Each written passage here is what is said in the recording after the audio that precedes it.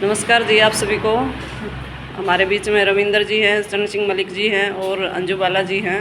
तो जो 2 दिन पहले आदर्श में जो कांड हुआ है, भगदड़ जो मच गई है, मारे गए हैं, उसमें उनके बारे में पूछते हैं रविंदर जी से। नमस्कार रविंदर जी। नमस्कार जी। हाँ, 3 दिन पहले हाथरस कांड हुआ है, जो आदर्श कांड हुआ है, जो उसमें जो मारे गए हैं। हाँ जी। तो उसमें लगभग 125 व्यक्ति मारे गए हैं, जान से आज 2 बैठे हैं।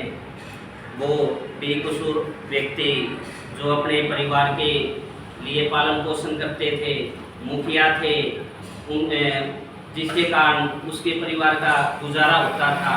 अब परिवार उनसे वंचित हो गया है। अब परिवार का क्या होगा? राज्य सरकार ने कहा कि हम 2 लाख रुपए मृतकों को 2 लाख रुपए देंगे, और 2 ही मोदी सरकार, केंद्र सरकार ने कहा कि हम मृतकों को 2 लाख रुपए देंगे।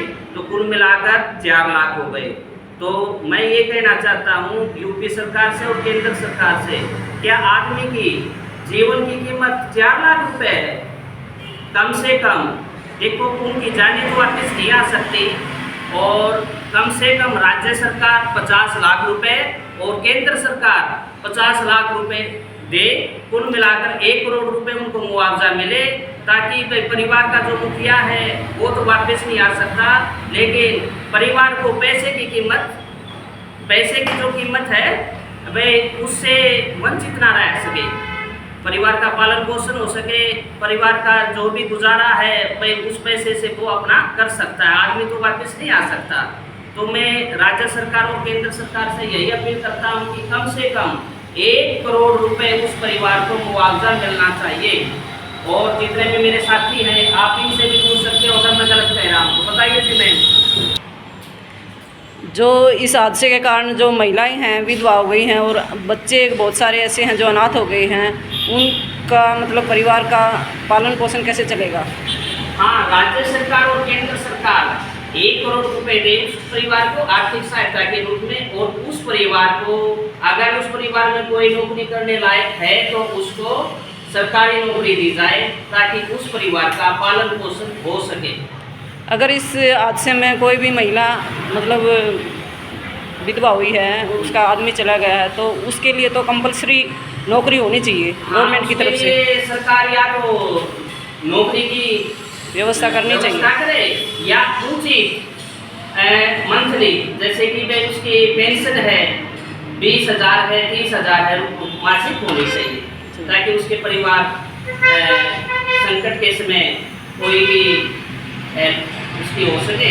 वो पैनी को कहते हैं कि ये करेगा वो करेगा, कोई किसी के साथ नहीं देता। जो पैसे की बात आती है तो केवल पैसे का काम आ सकता है, जैसे कि बच्चों को पढ़ाना है, भाई शादी करनी है और कुछ करना है, तो पैसा केवल पैसे का काम करता है। तो मैं केंद्र सरकार से, राज्य सरकार से हाथ जोड़कर अपील करता हूँ कि जो हाथरस में मारे गए हैं व्यक्ति, उसके परिवार को कम से कम 1 नौकरी दी जाए और 1 करोड़ रुपए की आर्थिक सहायता जरूर की जाए। हाँ जी। आगे जो ऐसे हादसे हम टाल सकें, ना हो सकें कभी भी किसी पब्लिक प्लेस पे, तो उसके लिए आप क्या बोलना चाहोगे? जनता को जागरूक होना चाहिए। जितने भी सत्संगी हैं, ढोंगी बाबा हैं, भाई उनसे दूर रहे, अपने परिवार को सचेत करें और समझाएं कि भाई भगवान मन में रमता है। अपने घर में सुमिरन करें, माता पिता की सेवा करें, बड़ों का आदर करें, यहीं पर भगवान है। तो इधर भगवान की खोज में इधर उधर ढोंगी बाबा के पास न जाए, जनता को जागरूक करें और माता पिता की सेवा करें। जनता, मैं ये कहना चाहता हूँ कि सरकार जिस प्रकार के ढोंगी बाबा आते हैं, ये एक तरफ जितनी भी पब्लिक का ध्यान अपनी तरफ आकर्षित करते हैं, ताकि लोग जो मेन समस्याएं हैं बेरोजगारी की, उससे दूर रह सके, रोजगार की है, रोजी रोटी की है, वो मांग उससे न कर सके, ताकि वो एक अज्ञान के रूप में पड़े रहे। और सरकार को पता होता है कि कौन कहाँ पर क्या कर रहा है। जैसे कि राज्य सरकार है, राज्य सरकार उसकी जिम्मेवार है, डीएम जिम्मेवार है वहाँ का, कि भाई इतने आदमी कैसे मारे गए, कितनी आदमियों की व्यवस्था थी और कितने वहाँ पर एकत्रित हुए हैं। तो ये सर्व संज्ञान सरकार को लेना चाहिए, डीएम को लेना चाहिए और जनता को जागरूक रहना चाहिए कि ऐसे कांड न हो और अपने परिवार का पालन पोषण करें और अपने परिवार की पूरी देखभाल करें। भाई बच्चा कहाँ जा रहा है, बीवी कहाँ जा रही है, माँ बाप जहाँ भी है, परिवार एक साथ एकजुट होकर सभी आपस में चर्चा करें और कोई भी समस्या है तो परिवार में एकजुट होकर उसका सॉल्यूशन करना चाहिए। ठीक है, बहुत बहुत धन्यवाद रविंद्र जी।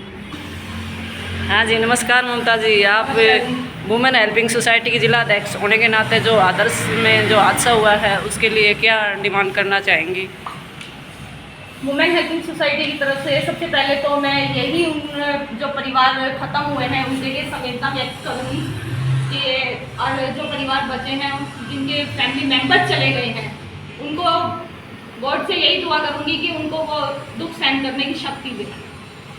और प्रशासन से ये उम्मीद लगाऊंगी कि प्रशासन ऐसे प्रोग्रामों के लिए रोक लगाए ताकि ऐसे हादसे आगे के लिए ना हो। ऐसे बाबाओं को बैन कर देना चाहिए प्रशासन, बिल्कुल कर देना चाहिए, क्योंकि ये हादसे जो हुआ है ये सिर्फ इन बाबाओं की वजह से हो रहे हैं। लोग अंधविश्वास की तरफ बहुत ज़्यादा बढ़ रहे हैं, पढ़े लिखे होने के बावजूद भी लोग इस अगर भविष्य में कभी होता है तो प्रशासन अपनी जिम्मेवारी के हिसाब से ही ये प्रोग्राम करवाएं। बिल्कुल मैम, ये प्रशासन की जिम्मेदारी बनती है। अगर कोई प्रोग्राम कर रहे हैं तो उसकी पूरी व्यवस्था की जाए।